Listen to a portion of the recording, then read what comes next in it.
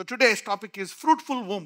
Fruitful womb అంటే ఇది కేవలం గర్భానికి సంబంధించిందే, కానీ ఇది కేవలం గర్భానికే కాదు. ప్రతి ఒక్కళ్ళు ఏదైనా ఒక ప్రాంతములో ఫలించట్లేదా, నువ్వు దానికి అప్లై చేసుకోవచ్చు. రైట్? ఉద్యోగమా, వివాహమా, ఇల్లా, వ్యాపారమా, ఎందులో పిల్లల్ని పెంచడంలోనా, కుటుంబ సమస్యల, ఆస్తుల గొడవల, ఎందులో ఫలించలేకపోతున్నావు, చదువులోనా, దానికి నువ్వు ఇది వర్తిస్తుంది. నిర్గమకాండం 23, 25 నుంచి 26. నీ దేవుడైన యెహోవానే సేవింపవలెను, అప్పుడు ఆయన నీ ఆహారమును నీ పానమును దీవించును. నేను నీ మధ్య నుండి రోగమును తొలగించెదను. కడుపు దిగబడినదియు గొడ్డుదియు నీ దేశములను ఉండదు. నీ దినముల లెక్క సంపూర్తి చేసేదను. సో బైబిల్లో ఒక స్టాండర్డ్ ఉంటుంది అనమాట. దేవుడు ఎప్పుడు కూడా ఒక స్టాండర్డ్ పెడతాడు. అసలు ఒక వ్యక్తికి ఏ కష్టాలు లేకుండా అతను ఆత్మలో ఎదిగి పరలోక రాజ్యం అనేటువంటిది దేవుని చిత్తం. కానీ అలా ఎవరన్నా వెళ్తారా? యేసు ప్రభువు వారు కూడా ఒకసారి ఆయన కొన్ని కష్టాల ద్వారా విధేయత నేర్చుకున్నాడు అని ఉంటుంది Bible. He learned obedience in that area. అయితే దేవుని స్టాండర్డ్స్ కొన్ని ఉంటాయి. మనం ప్రార్థిస్తాం దాని విషయం కూడా.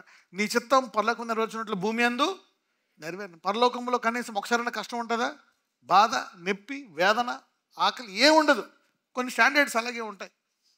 అలాగని మనము ఆ స్టాండర్డ్స్కి వెళ్ళడానికి జీవితాంతము కష్టాల్లో ఉన్న ఆ స్టాండర్డ్ స్థాయికి ఎదగాలని చూడాలి తప్పితే నీ రోగాలు ఉన్న కట్టకట్టు వెళ్ళిపోయేటట్టు ఉండాలి. కానీ ఇక ఇది దేవుని చిత్తమే అనుకోవడం మటుకు అనకూడదు. సో పరలోక రాజ్యంలో ఉండాలనేటువంటిది ఎప్పుడు ఆయన చిత్తమే. ఇక్కడ ఆయన చిత్తాన్ని చెప్తున్నాడు. చాలామందికి మరి పిల్లలు లేరు, కొంతమంది పిల్లలు లేనందుకు కొంతమంది దత్తత తీసుకున్నారు, కొంతమందికి రకరకాలుగా జరిగాయి, అనేక రకాలుగా. అయితే దేవుని చిత్తం ఏంటి? గొడ్డుది అసలు దేశంలో ఒకళ్ళు కూడా ఉండకూడదు. అంటే నువ్వు జీవితాంతము కంఠంలో ఊపిరున్నంత కాలము నీవు ప్రార్థిస్తూనే ఉండొచ్చు వాగ్దానం విషయం. You don't need to give up. దేవుని చిత్తం ఇలాగే ఉంటుంది. ఒకసారి 25కి వెళ్దాం. And you shall serve the lord your God. నీ దేవుడైన యెహోవానే సేవింపవలెను, అప్పుడు ఆయన నీ ఆహారమును నీ పానమును దీవించును. నేను నీ మధ్య నుండి రోగము తొలగించను. ఒకసారి దేవుని అడగాలండి, నా ఆహారాన్ని దీవించు అని. Lord bless my food, bless my food. ఎందుకంటే నువ్వు ఒకవేళ రీల్స్ చూస్తూ యూట్యూబ్లో కానీ ఇంటర్నెట్లో కానీ కొట్టావు అనుకో ఏది మంచిది అని, ఏ ఫుడ్ మంచిది కాదు. ఆఖరికి పీల్చుకుని గాలి పీల్చుకుని చచ్చిపోతూ ఉంటావు అందులో. ఆ గాలి కూడా మంచిదని ఉంటుంది. సో నువ్వు ఒక చోట రైస్ తిన్నావు, ఒక చోట రైస్కి ఇలాగనే ఉంటుంది. అటువంటిది అంటే ఒకటి బాగుందంటే ఒకటి ఇలాగంటాడు, ఒకటి ఇలాగంటాడు. సో ఒకటి ప్రతి దానికి ఉంటాయన్నమాట. ఇంకా సో అందుకని నువ్వేం చేయాలా? ప్రభువా నా ఆహారాన్ని ఆశీర్వదించు. ఇది తింటే ఇది పెరుగుతుందంట, ఇది తింటే ఇది తగ్గుతుందంట. So you cannot balance. అప్పుడు నీ ఆహారమును పానమును దేవుడు దీవించను, నేను ఈ మధ్య నుండి రోగమును తొలగించదను. యెహోవాను సేవించదును అంటే ఏంటి? నువ్వేం చేస్తున్నది దేవుని సేవ అనుకునే చేయాలా. నువ్వు గృహిణివా, వరబులు కలిగిన వాడివా, ఏం కలిగినా నేను ఇది దేవుని పని అని చేయాలి. అది దేవుని సేవ. అయితే దేవుని చిత్తం ఏమంటున్నాడు ఇప్పుడు 26లో? రోగమును తొలగించి దేశంలోనే ఉండకూడదంట. ద్వితీయోపదేశకాండము 7:14. సమస్త జనముల కంటే ఎక్కువగా నీవు ఆశీర్వదింపబడదువు. నీలో మగవానికే గాని ఆడుదానికే గాని గొడ్డుతనం ఉండదు. నీ పశువులలోనైనను ఉండదు. ఇదొక వాగ్దానం. ఈ 2 వాగ్దానాలు మీరు రాసుకోవాలి. ఫలించాలి అన్న వాళ్ళకి 2 వాగ్దానాలు ఇస్తున్నాను. మొదటగా చూస్తే మరి ప్రభువన్న ఆహారాన్ని ఆశీర్వదించు. ఇదిగో ఏహంగా దేశంలోనే ఉండకూడదు అన్నావు కదా గొడ్డు, అది నేను క్లెయిమ్ చేస్తున్నాను. I claim that promise. ఇప్పుడు చెప్తా ఉంటావు, you lose what you don't claim. నువ్వు దేన్ని నువ్వు అడగవో ఏదో అంటారు. మనలో కూడా సామెతలు ఉన్నాయి కదా, కొన్ని తీసుకోవచ్చు, అన్నీ తీసుకోవడానికి లేదు. అమ్మాయినా అడగండి అన్నమో పెట్టదంటారు. సో దేవుడు కూడా అన్నీ తెలుసున్నప్పటికీ కూడా మనం అడగాలంట. ఎందుకని? అడుగుట ఏంటంటే అది విశ్వాసం. Without faith you cannot please God. అందుకే నీకు జాబ్ అయినా ఏదైనా సరే అడగాల, ప్రార్థన చేయాలి. సో ఇక్కడ ఈ వాగ్దానం 2 వాగ్దానాలు ఇస్తున్నారు. నీలో మగవానికే కానీ ఆడదానికే కానీ గడ్డితనం ఉండదు. ఈ 2 క్లెయిమ్ చేయాలి. సంవత్సరం అయిపోయింది, 2 ఏళ్ళు అయిపోయింది, 10 ఏళ్ళు అయిపోయింది, 20, అదంతా నీకు అనవసరం. అయినా క్లెయిమ్ చేస్తాం. ఒక్కొక్కసారి ఆపేస్తారు. 5 ఏళ్ళ తర్వాత ఎవరైనా సరే ఒక 10 ఏళ్ళు, ఇప్పుడు 20 ఏళ్ళ నుంచి పిల్లలు లేరనుకో, ఒక 5 ఏళ్ళు ప్రార్థన చేసావు, 5 ఏళ్ళు ఆపేసావు, మళ్ళీ 5 ఏళ్ళు ప్రార్థన చేసి 5 ఏళ్ళు ఆపేసావు, మళ్ళీ మొదలుపెట్టు. సో ఈ 2 వాగ్దానాలు ఉన్నాయి. ఈ 2 వాగ్దానాలు ఈరోజు ఎవరెవరైతే పిల్లల విషయంలో ఫలించలేదో అవి మీ జీవితంలో నెరవేరును గాక. ఆదికాండంలోనే పిల్లల్లో పుట్టడం ఆలస్యమైన వాళ్ళు 3 ఉన్నారు. అబ్రహాం భార్య సారా, ఇస్సాకు భార్య రెబెక్కా, తర్వాత యాకోబు భార్య రాహేలు. ఈ 3 గురించి కొంచెం స్టడీ చేద్దాం. ఆదికాండం 11:30. సారాయి గొడ్రాలై ఉండెను, ఆమెకు సంతానము లేదు. అది ఎలాగుంటుందో నాకు తెలుసు. ఆ పరిస్థితి వాళ్ళలో కామన్గా ఉండేటువంటి పరిస్థితి ఏంటో తెలుసా? ఉద్యోగం లేదు, ఇల్లు లేదు, ఆరోగ్యం లేదు, బాధలు. అయితే ఈమెకి కొన్ని వాగ్దానాలు ఉన్నాయి. ఒక 5 వాగ్దానాలు మనం చూసుకుందాం. సారాకి, సారా గొడ్రాలై ఉండెను, ఆమెకి సంతానము లేదు. అయితే ఆమెకు ఉండేటువంటి వాగ్దానాలు చూద్దాం. Let us see her promise. ఆదికాండం 12:2. నిన్ను గొప్ప జనముగా చేసి నిన్ను ఆశీర్వదించి నీ నామమును గొప్ప చేయుదును, నీవు ఆశీర్వాదముగా ఉంది. వాగ్దానం ఉందా? నీకు డబ్బులు లేవు కానీ ఏముంది? వాగ్దానం. ఆరోగ్యం లేదు, వాగ్దానం ఉంది. పిల్లలు లేరు, వాగ్దానం ఉంది. ఇల్లు లేదు, వాగ్దానం ఉంది. పనులు లేవు కానీ వాగ్దానం ఉంది. బాగా లేట్ అయిపోయింది. అది కొంతమంది పరిస్థితి. కొంతమంది పరిస్థితికి ఏం వాగ్దానం ఉంది ఇక్కడ? నిన్ను గొప్ప జనముగా చేసి నిన్ను ఆశీర్వదించి నీ నామమును గొప్ప చేయుదును, నీవు ఎలా ఉంటావంట? ఆశీర్వాదముగా ఉంది. This is the promise that she has. పిల్లలు లేరు కానీ వాగ్దానం ఎలాగుంది? చాలా శక్తివంతంగా ఉంది. అందరూ చెప్పండి, చాలా శక్తివంతమైన వాగ్దానం అనండి. ఒక్కొక్కసారి నీకు కొన్ని లేకపోవడం వల్ల, కొన్ని తక్కువ అవడం వల్ల, చూడండి ఏదైనా బాణం కూడా లాగి వెనక్కి లాగేస్తే బాగా ముందుకెళ్తుంది, కొంచెం లాగితే అక్కడ పడిద్ది. ఒక్కొక్కసారి నీ జీవితంలో కొన్ని లేకపోవడం వల్ల నీకు దేవుని మీద పట్టుదలలు పెరిగి ఆత్మీయంగా చాలా ఎత్తెదిగే అవకాశాలు ఉన్నాయి. చాలా గొప్పగా ఆశీర్వదించబడే అవకాశం ఉంది. దేవుని విషయం ఎక్కువ తెలుసుకునే అవకాశం ఉంది. నేను ఇప్పుడు చెప్తా ఉంటా, నువ్వు ఎక్కడ ఆశీర్వదించబడినా వేరే వాళ్ళకి ఆశీర్వాదంగా ఉండొచ్చు, ఉండకపోవచ్చేమో, కానీ దేవుని విషయమై ఆశీర్వదించబడితే నీవు తప్పనిసరిగా ఇతరులకు ఆశీర్వాదంగా మారుతావు. రెండో వాగ్దానం చూద్దాం. ఆదికాండం 13:16. మరియు నీ సంతానమును భూమి మీద నుండి రేణువల వలె విస్తరింపజేసేదను. ఎట్లనగా ఒకడు భూమి మీద నుండి రేణువలను లెక్కింపగలిగిన ఎడల నీ సంతానమును కూడా లెక్కింపవచ్చును. అసలు పిల్లలే లేరు అంటే ఇందాకేమేమన్నారు? గొప్ప జనం అన్నారు. ఇప్పుడేమంటున్నాడు? ఎలా ఉంటారంట? రేణువులు వలె అంట. విస్తరం ఎట్టనగా ఒకడు భూమి మీద నుండి రేణువుల వలె లెక్కింపగలిగిన ఎడల నీ సంతానమును లెక్కించవచ్చును. ఇంగ్లీష్లో ఏమంటారంటే, and I will make thy seed as the dust of the earth, so that if a man can number the dust of the earth, then shall the seed also be numbered. అంటే మట్టి, ఇసుక రేణువుల్లాగా. ఇసుక రేణువులు ఎన్ని ఉంటాయి? అలా చేస్తాడంట. పిల్లలు లేరు కానీ ఏముంది? వాగ్దానం. అనారోగ్యం కానీ దేవుడు అంటున్నాడు, నేను స్వస్థపరిచి యెహోవాను నేనే. There is a promise and there is also a major problem. There is also a major promise. అందరూ చెప్పండి, మేజర్ ప్రాబ్లం, మేజర్ ప్రామిస్ అనండి. పెద్ద సమస్య, గొప్ప వాగ్దానం అనండి. సమస్య గొప్పదే, వాగ్దానం కూడా గొప్పదే. You got a powerful promise. అదే ఆదికాండం 15:5 చూద్దాం. మరియు ఆయన వెలుపలికి అతన్ని తీసుకొని వచ్చి, నీవు ఆకాశము వైపు తేరి చూచి నక్షత్రములను లెక్కించుటకు నీ చేతనైతే లెక్కించుమని చెప్పి నీ సంతానము అలాగవునని చెప్పాను. ప్రామిసుల మీద ప్రామిసులు చేస్తున్నాయి. ఇంకో ప్రామిస్, ఫస్ట్ ఏమో గొప్ప జనము, రెండవది ఇసుక రేణువులు, మూడవది ఆయన వెలుపలికి తీసుకొని వచ్చి, ఇదిగో పిల్లలు ఈ ప్రభువా అంటే దేవుడు వాగ్దానం ఇస్తున్నాడు. ఆకాశాన్ని చూచి నక్షత్రము లెక్కించుటకు నీ చేతనైతే లెక్కించమని చెప్పి నీ సంతానం అలాగనని చెప్పాను. అంటే ఏంటి? దీన్ని బట్టి ఏం తెలుస్తుందంటే, నీలో ఎక్కడైనా కొంచెం వాగ్దానం మీద విశ్వాసం ఉందా, ఆ కార్యము నెరవేరుస్తాడు. అందుకే ఈరోజు today again I want you to come alive in the promise. God is giving more promises. This is a season of promises. అయితే మీరు అనుకోవచ్చు ఇవన్నీ సారాకి కాదు అని. సో ఆమెకు ఒక టైంలో పిల్లలు లేకపోయి ఉండొచ్చు. ఆమె ప్రార్థన చేయొచ్చు, సారాకి ఇచ్చావు కదా, వాగ్దానం నెరవేరినట్టే కదా. You don't know. When you pray, the promise will come to pass. Let's go to Galatians chapter 3, 26 నుంచి చదువుదాం 29 వరకు. యేసుక్రీస్తునందు మీరందరూ విశ్వాసము వలన దేవుని కుమారులై ఉన్నారు. క్రీస్తులోనికి బాప్తిస్మం పొందిన మీరందరూ క్రీస్తును ధరించుకొని ఉన్నారు.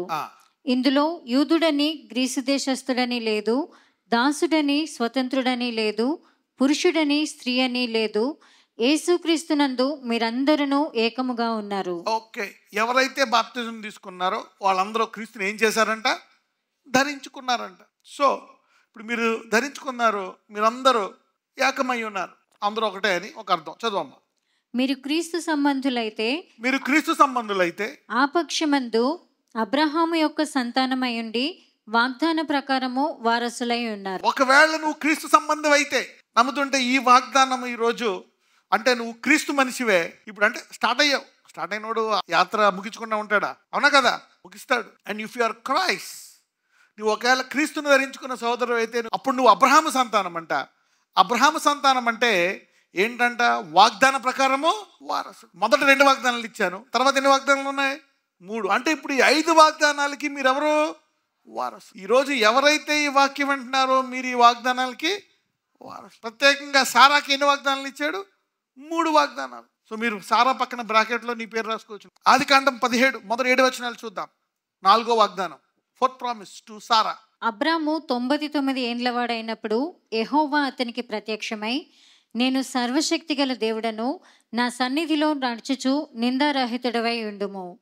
నాకును నీకును మధ్య నా నిబంధనను నియమించి నిన్ను అత్యధికముగా అభివృద్ధి పొందించెదనని అతనితో చెప్పెను. అత్యధికంగా అభివృద్ధి చేస్తానంటున్నాడు. అబ్రాము సాగిలపడి ఉండగా దేవుడు అతనితో మాట్లాడి, ఇదిగో నేను నియమించిన నా నిబంధన నీతో చేసి ఉన్నాను. నీవు అనేక జనములకు తండ్రి వగదువు. మరియు ఇక మీదట నీ పేరు అబ్రాము అనబడదు. నిన్ను అనేక జనములకు తండ్రినిగా నియమించి తిని గనుక నీ పేరు అబ్రహాము అనబడును. నీకు అత్యధికముగా సంతానావృద్ధి కలుగజేసి నీలో నుండి జనములు వచ్చినట్లు నియమించుదును. రాజులను నీలో నుండి వచ్చెదరు. ఏదో కొడుకుని ప్రభువా అంటే అత్యధికం అంట, గొప్ప జనం అంట. ఇప్పుడు తర్వాత ఎవరు వస్తారంట? రాజులు. అంటే ఆలస్యంలో విశ్వాసం కలిగిన వాళ్ళకి గల ఆశీర్వాదాలు వేరు. ఆలస్యంలో విశ్వాసం గొప్పదే. ఈరోజు నాకు తెలిసి ఎంతమంది 10 ఏళ్ళైనా ఇంకా విశ్వాసంతో ఉన్నారు? చేతులు పైకెత్తారు. దేవుడు మీ గురించి అక్కడ ఘనముగా రాసి ఉంటాడు పుస్తకంలో. వీళ్ళకి ఇచ్చిన వాళ్ళు నెక్స్ట్ చాలా ఘనంగా ఉండాలి. నీవు అత్యధికంగా సంతానాభివృద్ధి కలిగజేసి నీలో నుండి జనములు వచ్చినట్లు నియమించదును. రాజులను నీలో నుండి వస్తారంట. 4వ వాగ్దానం. సారాకి ఎన్ని వాగ్దానాలు? సారా గడ్రాలను ఉంది, కానీ ఇక్కడ చూస్తే ఇప్పటికే 4 ఘనమైన వాగ్దానాలు ఉన్నాయి. 7వది, నేను నీకును నీ తరువాత నీ సంతానమునకును దేవుడునై ఉండునట్లు నాకును నీకును నీ తరువాత వారి తరములలో నీ సంతతికి మధ్య నా నిబంధనను నిత్య నిబంధనగా స్థిరపరచదు. నేను నీకును నీ తర్వాత. ఇప్పుడు ఈ వాగ్దానము దేవుడు అబ్రహాంకి ఇవ్వట్లే. అబ్రహాం నాకు పిల్లలు లేరయ్యా అంటే అబ్రహాంకు వాగ్దానం ఇచ్చి తర్వాత ఏమన్నాడు? నీ పిల్లలకు కూడా ఒక వాగ్దానం ఇస్తున్నాడు. కొడుకుని అయ్యా బాబు అంటే ఈయనేమో నీ పిల్లలకి కూడా ముందు వాగ్దానం వాగ్దానం వాగ్దానం రాసిపెట్టి పిల్లలకు కూడా వాగ్దానం అంటే ఇంకా అబ్రహాం పరిస్థితి చూసుకోవాలి. నీ దేవుడు అయినట్లు నాకును నీకును నీ తర్వాత నీ తరములలో నీ సంతతికి మధ్య నా నిబంధన నిత్య నిబంధనగా స్థిరపరచేదను. అంటే ఒక రకంగా చూస్తే విశ్వాసములో ఉన్నవారిని దేవుడు విడిచిపెట్టాడు. ఇప్పుడు నీకు 5 ఏళ్ళు 10 ఏళ్ళు 15 20 ఏళ్ళు ఆలస్యమైనా కానీ నువ్వు గనక ప్రార్థనా పరురాలవై దేవుని వాక్యం ఎరిగిన స్త్రీ పురుషుడు అయితే, కుటుంబం అయితే, దేవుడు ప్రతి నెల ప్రతి సంవత్సరం ప్రతి గంట ఏదో వాగ్దానం ఇచ్చి నిన్ను బలపరుస్తూనే ఉంటాడు. God will just keep on giving you promises. He will give you a promise. ఇప్పుడు మనం చూస్తే సారాకు ప్రత్యేకంగా చూస్తే ఎన్నో వాగ్దానము? 4వ వాగ్దానం. ఇంకో వాగ్దానం చూద్దాం, 15 నుంచి 16. మరియు దేవుడు, నీ భార్య అయిన సారయి పేరు సారయి అనవద్దు, ఏలయనగా ఆమె పేరు సారా. నేను ఆమెను ఆశీర్వదించి ఆమె వలన నీకు కుమారుని కలుగజేసేదను.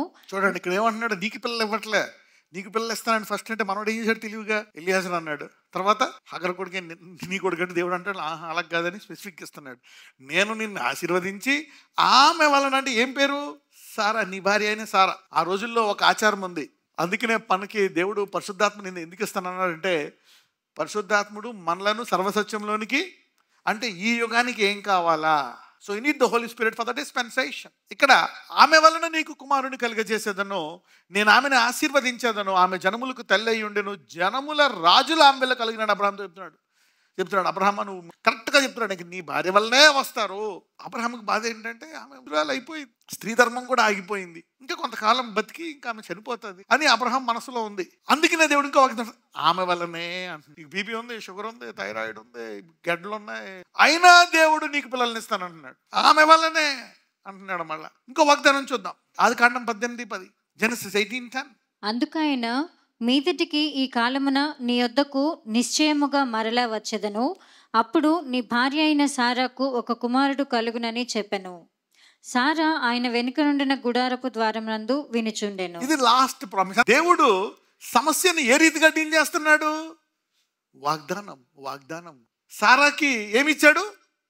వాగ్దానాలు. అబ్రహాంకి ఏమిచ్చాడు? వాగ్దానాలు. ఈరోజు మళ్ళా మీకు ఏమిస్తున్నాడు? వాగ్దానాలు ఇస్తున్నాడు. God is giving you promise. మీలో చాలా మందికి వాగ్దానం వర్తిస్తుంది. ఏంటది? వచ్చే సంవత్సరానికి వచ్చేస్తాను ఫైనల్ ప్రామిస్. మీలో చాలా మందికి ఫైనల్ ప్రామిస్ వర్తించింది కాక ఎన్నేళ్ళు వెయిట్ చేసిన తర్వాత? 25 సంవత్సరాలు వెయిట్ చేసిన తర్వాత. అంటే ప్రామిస్ ఇచ్చిన, అంతకుముందు కూడా పిల్లలు లేరు, అంతకుముందు ఒక 50 సంవత్సరాలు లేరు, అంటే మొత్తం ఎన్ని సంవత్సరాలు లేరు పిల్లలు? 75 ఏళ్ళ పాటు పిల్లలు లేరు. కానీ వాగ్దానం ఇచ్చిన 25 ఏళ్ళు ఆలస్యమైంది ఆఫ్టర్ ద ప్రామిస్. కానీ అప్పుడు దేవుడు ఫైనల్ ఒక ప్రామిస్ ఇచ్చేసాడు, ఇదిగో next year by this time. అందరూ చెప్పండి, నాకు ఈ ఫైనల్ ప్రామిస్ నెరవేర్చు ప్రభువా. This is the final promise. I don't know, ఈరోజు మీలో అనేక మందిలో ఈ వాగ్దానం నెరవేరచ్చు. పిల్లలు లేని వాళ్ళకే కాదు, ఈ నెల వచ్చే నెలలోపు, ఈ సంవత్సరంలోపు అనేకులకు వివాహం జరగవచ్చు, అదొక వాగ్దానం. అనేకులకు ఇల్లు కట్టుకోవచ్చు, స్థలం కొనుక్కోవచ్చు, అనేకులకు ఉద్యోగం రావచ్చు, పెళ్ళి అవ్వచ్చు. నీ అవసరాల ప్రకారము మీకు కావాల్సిన వాగ్దానంలో నెరవేరును గాక. God can do it. Some people want to start a ministry, some people want to start a church, some people want to become an evangelist. So ఎన్ని వాగ్దానాలు ఉన్నాయి మొత్తం సారాకి?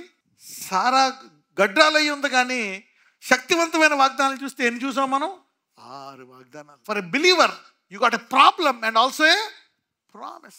ఒక విశ్వాసిగా సమస్య ఉంది, వాగ్దానం కూడా ఉంది. అయితే ఈ సమయంలో కొన్ని సంఘటనలను జయించే సామర్థ్యం ఇచ్చాడు. ఏంటి, ఎందుకు ఈ ఆలస్యములో ఏం జరిగింది? What happened in this delay? Abraham ఒక చోట కాంప్రమైజ్ అయిపోయాడు. ఏమైపోయాడు?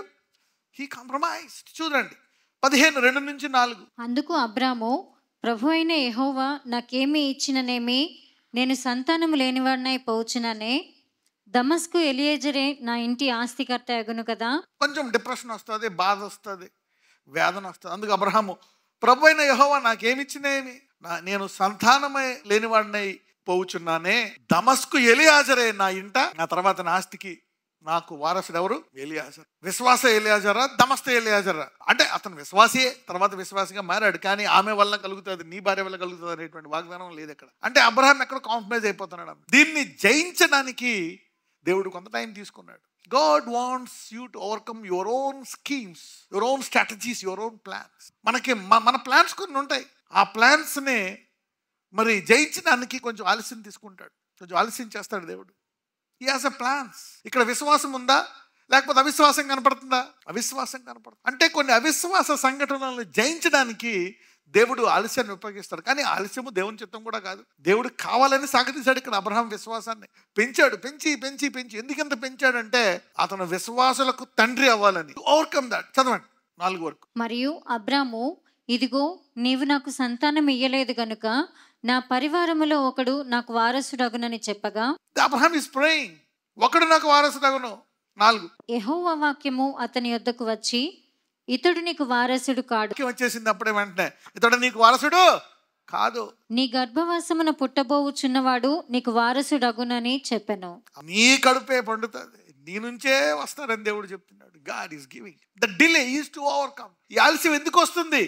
జయించడానికి. ఈ ఆలస్యంలో నేను విడిచిపెట్టాడు, నీకు జయించే సామర్థ్యం ఇస్తారు. ఈరోజు చాలా మంది జయించి ఉన్నారు కనుక ఆఖరి వాగ్దానం నెరవేరబోతుంది చాలా మందిలో. సో దీన్ని జయించడానికి కొంచెం ఆలస్యమైంది. First victory you have to overcome this, overcome compromising situations. ఎక్కడక్కడ కాంప్రమైజ్ అయిపోవడాన్ని జయించాలని చెప్పి దేవుడు మొదటి మెట్టు ఎక్కిస్తాడు అబ్రహాంకి. రెండవది చూద్దాం, overcoming hopelessness and fleshly attitudes. ఇక నిరీక్షణ నా వల్ల కాదు ప్రభువా, నా శరీర బలాన్ని ఉపయోగించుకుంటాను అని రెండవ శోధనను కూడా అబ్రహాముని జయించేసినట్టు చేశాడు మన దేవుడు.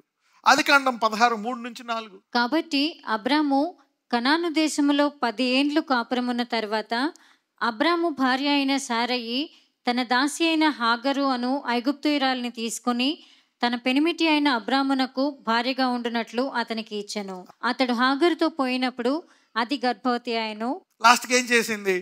ఇదంతా కాదు కానీ మా ఆయన ఇలాగే విశ్వాసం అంటాడు, నేను కనే సామర్థ్యము నేను కోల్పోయాను, ఇప్పుడు నాకు పిల్లలు పుట్టే సామర్థ్యం కూడా లేదు, కాబట్టి మా ఆయన కూడా ఇప్పుడు రేపు పొద్దున్న ఇంకొక సంవత్సరం అనలేదు ఆయన స్టేజ్కి వచ్చేస్తాడేమో అని చెప్పేసి ఏం చేసింది? ఆమె ఎవరికి ఇస్తుంది? హగర్కి ఇచ్చి ఒప్పించేటట్టు చేస్తుంది. లాస్ట్కి ఇక్కడ నిరీక్షణ లేనిది మరి శరీరంలో పడిపోయాడు అబ్రహాం. దేవుడు దీన్ని కూడా జయిస్తాడు ఆలస్యం. మీకు తెలీదు, ఈరోజు మీరు ఇక్కడ ఉన్నారంటే ఆలస్యమైందంటే 5, 10 ఏళ్ళు, 15 ఏళ్ళు, 4 ఏళ్ళు ఆలస్యమైందంటే ఈ ఆలస్యములో చాలామంది అనేక విషయాలు జయించారు గనక ఈ రోజు నుంచి చాలా మంది గర్భాలు జరగబోతున్నాడు దేవుడు. The delay you have conquered many things in the delay. మొదటగా అబ్రహాం ఏమన్నాడు? కాంప్రమైజ్ అయిపోయి అక్కడ ఎలియాజర్ దగ్గర దేవుడు అతనికి జయించే సామర్థ్యం ఇచ్చాడు. తర్వాత మళ్ళా హగర్ దగ్గర అబ్రహాం పంపించేస్తాడా, ఉంచేసుకుంటాడా హగర్ని, ఇష్మాయిల్ని? ఏం చేస్తాడు? పంపించేస్తాడు. అంటే జయించాడా లేదా? జయించాడు. He overcame that. ఇంకోటి ఏం జయించాడు అబ్రహాంకి? ఫెయిత్ అండ్ పేషెన్స్, విశ్వాసము, నిరీక్షణ. హెబ్రూ 6:12-15.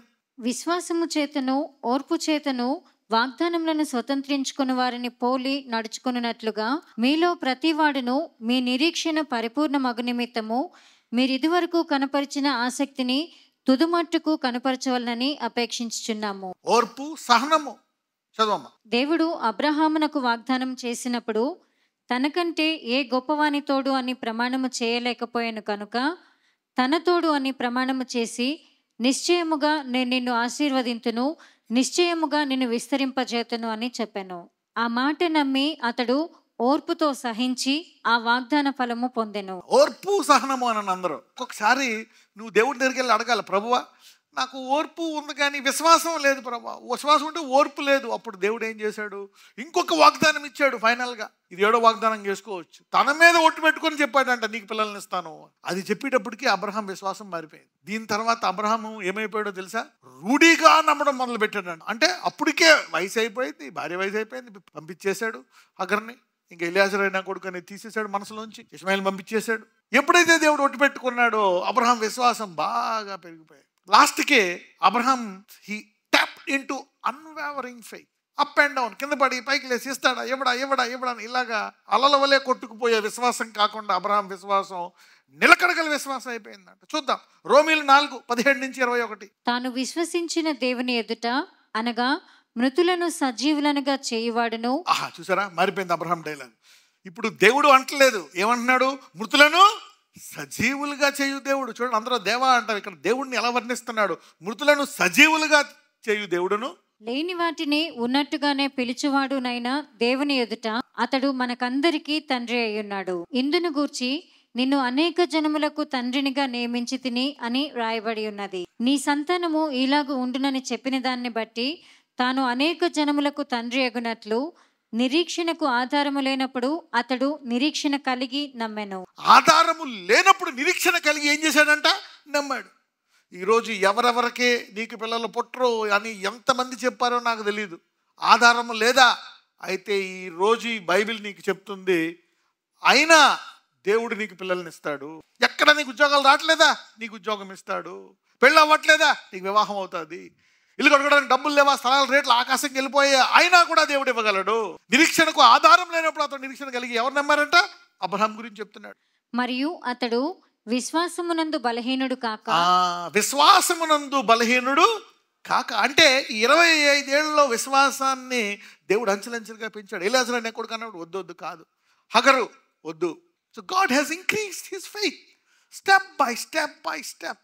చదవమ్మా. మరియు అతడు విశ్వాసమునందు బలహీనుడు కాక రమారమి 100 ఏండ్ల వయసు గలవాడయుండి అప్పటికి తన శరీరము మృతతుల్యమైనట్టును సారా గర్భమును మృతతుల్యమైనట్టును ఆలోచించను. కానీ ఇక్కడ వీళ్ళ శరీరాలు ఏమైపోయాయంట? మృతతుల్యమైన. బాగా లేట్ అయిపోయింది. అటు అబ్రహాముది డెడ్, సారాది కూడా డెడ్. ఇద్దరికి డెడ్ సిచ్యువేషన్స్ అనమాట. అంటే దేని విషయమై డెడ్? పిల్లల విషయమై డెడ్. కనలేరు, ఇల్లు కనుక్కోలేవు, ఉద్యోగం రాదు, పెళ్లి చేయలేవు. You are dead for some situation. కానీ అవిశ్వాసము వలన దేవుని వాగ్దానమును గురించి సందేహింపక, అవిశ్వాసం వలన దేవుని వాగ్దానం గురించి సందేహింపక దేవుని మహిమపరచి. ఎలియాజరు కొడుకు అన్నాడు, హగరుతో వెంటనే భార్య చెప్పిన వెంటనే ఒబీడియంట్ అయిపోయాడు. అలాంటిది ఎన్నిటి నుంచి బయటకు వచ్చి జయించి ఇప్పుడు కంప్లీట్ డెడ్ సిచ్యువేషన్లో కూడా దేవుడు ఇస్తాడని దేవుని మహిమపరిచి ఆయన వాగ్దానం చేసిన దాన్ని నెరవేర్చడానికి సమర్థుడని ఎలా నమ్మాడంట? రూఢిగా విశ్వసించి విశ్వాసం వలన బలమునొందెను. ఈ రోజు ఈ వాగ్దానం వల్ల మీలో చాలా మంది రూఢిగా నమ్మబోతున్నారు. So God has levels. The delay is not denial. He has lifted you up. So అబ్రహాముని విశ్వాసాన్ని ఆలస్యంలో పెంచాడా లేదా? సో అబ్రహాం ఏమైపోయాడు? ఇప్పుడు ఏదైనా అవనే, నేను డెడ్, అంత డాక్టర్ ఏమన్నా చెప్పనే, కానీ నా దేవుడు నాకు ఇస్తాడు అని ఎలా నమ్ముతున్నాడంట? రూఢిగా నమ్మి బలము పొంది మహిమపరుస్తున్నాడు. Praise the lord. ఎప్పుడైతే ఈ స్టేజ్కి వచ్చేసారో నెక్స్ట్ ఇయర్ కల్లా వాళ్ళు బ్లెస్ అయిపోయారు. అంటే నీ పరిస్థితి ఎంత హీనంగా ఉంది, ఎలాగుందనేది అనవసరం. ఇంకా వాగ్దానం మీద విశ్వాసం పెరిగిందా? అయిపోయిందా, నెరవేరుతుంది వాగ్దానం. I don't care what ever happened in that situation. కానీ వాగ్దానం ఏమంటుంది అనేది కావాలా. కానీ వాగ్దానం ఉందా నీకు? సారా గుడ్రాలైంది, కానీ ఆమెకి ఏమున్నాయి? వాగ్దానాలు ఉన్నాయి. కానీ వెంటనే నెరవేరలే. లేట్ ఎందుకయింది అంటే విశ్వాస వీరుడిగా చేయడానికి. అబ్రహాము యొక్క సంతానముగా వాగ్దానమునకు వారసులు.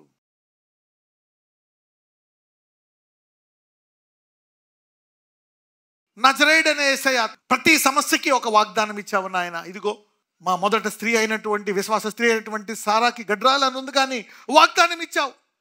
ఆ వాగ్దానంలో ఉండేటువంటి కొన్ని అవిశ్వాసాలను తీసివేసి రూఢిగా నమ్మేటట్టు చేసి ఆమెను గర్భవతిగా చేశావు. బలాన్ని ఇచ్చావు, ఏది లేదో అది పొందుకునే బలాన్ని ఇచ్చావు. ఆమెను ఆశీర్వదించావు. అదే రీతిగా ఇస్సాకును ఆశీర్వదించావు, రెబెక్కను ఆశీర్వదించావు, యాకోబును ఆశీర్వదించావు, రాహేల్ని ఆశీర్వదించావు.